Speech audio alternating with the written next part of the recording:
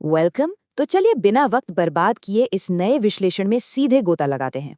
आज हम एक बिल्कुल नॉर्मल सी लगने वाली स्कूल ट्रिप की गहराई में जाने वाले हैं। एक ऐसी ट्रिप जो किसी भयानक सपने में बदल गई। एक छोटी सी गलती और सब कुछ खत्म। आखिर एक आम सी स्कूल ट्रिप एक भयानक हादसे में कैसे बदल गई?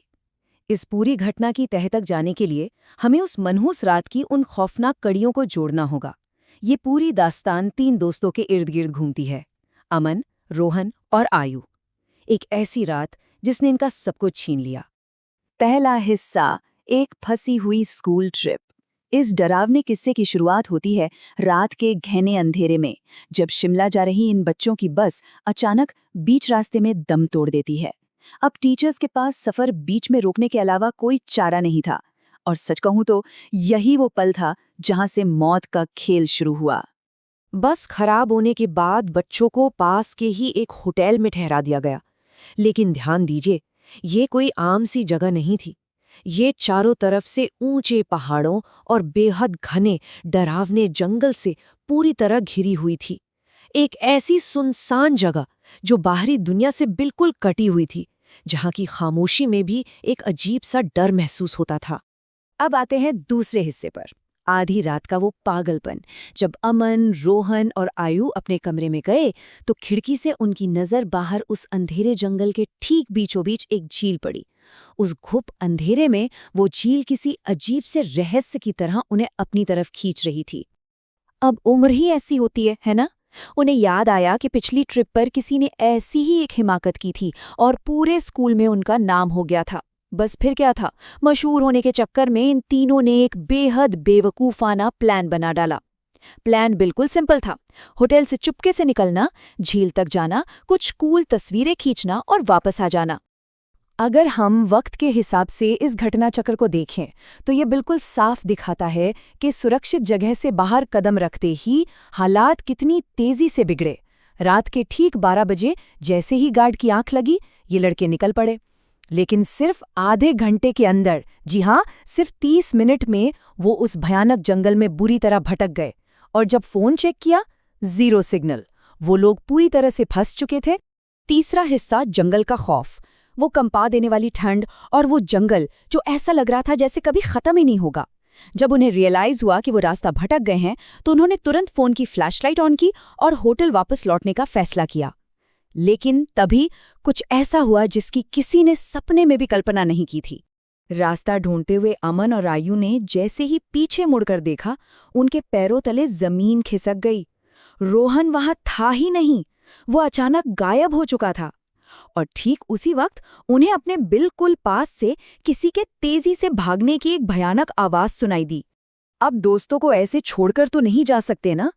इतना डरने के बावजूद उन्होंने उन खामोश और डरावने कदमों का पीछा किया। थोड़ी ही दूर आगे बढ़े थे कि उन्हें मिट्टी खोदने की बड़ी अजीब सी आवाजें आने लगी।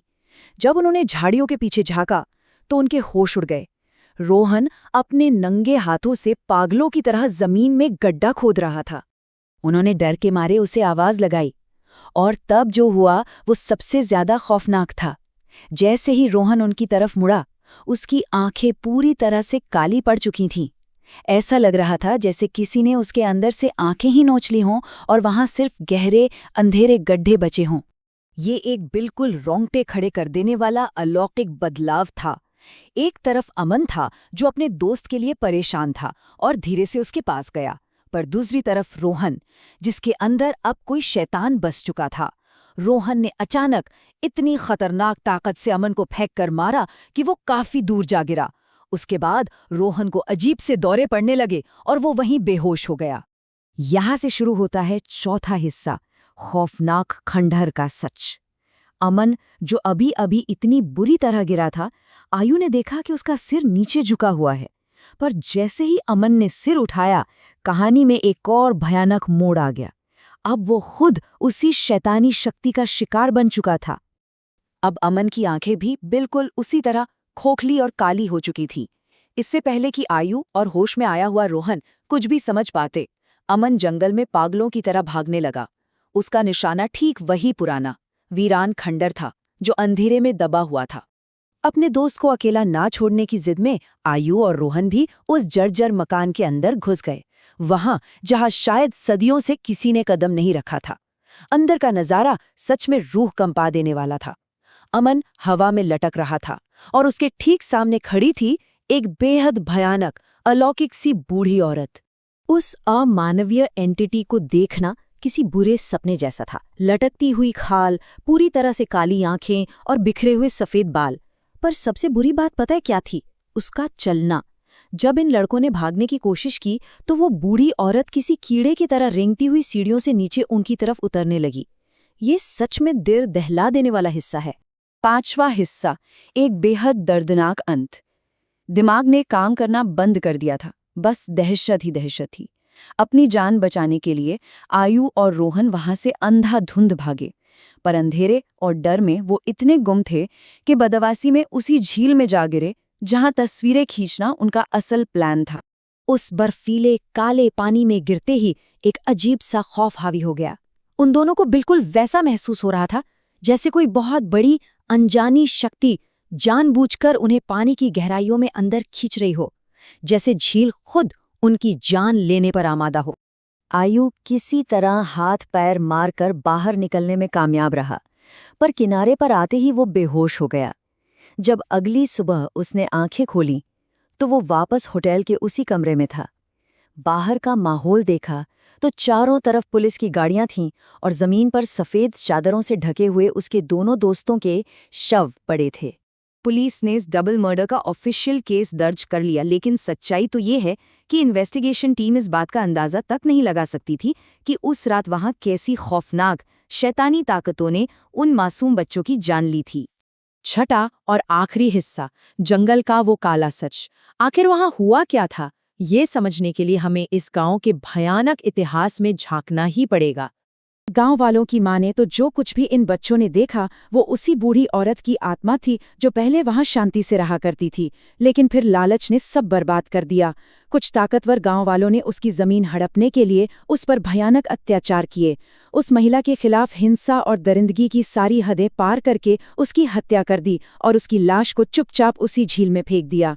एक ऐसी भयानक और कड़वी सच्चाई जो समाज में महिलाओं के खिलाफ होने वाले अमानवीय अपराधों और अन्याय की उस खौफनाक झलक को दिखाती है, जिसका नतीजा एक खतरनाक श्राप बन गया। ये पूरा इतिहास एकदम क्लियर कर देता है कि क्यों वहां उस रात मौत का नंगा नाच हुआ।